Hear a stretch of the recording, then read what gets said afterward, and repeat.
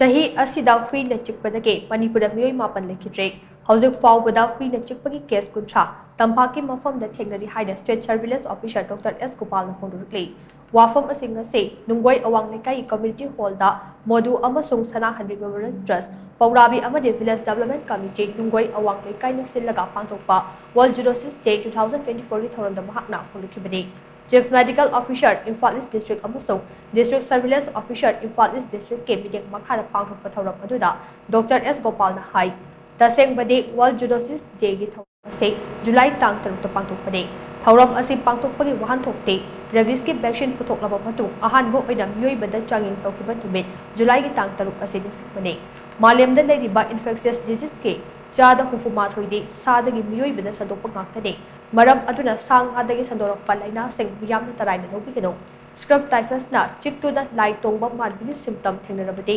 atopa sing tanabagi mahut khudakta doctor gi manakte chatuna mamal yamlaba punsi kannaba khonabinase amarom da rabies na maram oinaga Leikhidre singi maram nainarakba matamda ayambana masamaki huina chikpa oinama thengnai Manipur gi oina handaki chahi asida meoi mapan huina chikpadagi Leikhidre sing adugi chada marifude huigi mapu ngakta oinamke masiga iroidana Tampak Mapham khaktada huina chikpagi case kuntra thengnakre haina Dr. S. Gopal makha chana phonukhe thauram aduda lamlai SG MLA case bomcha Imphal East District ke CMO Dr. L. Indira amade Sawabong GP Administrative Committee Chairperson and Tanisho Susabyakhe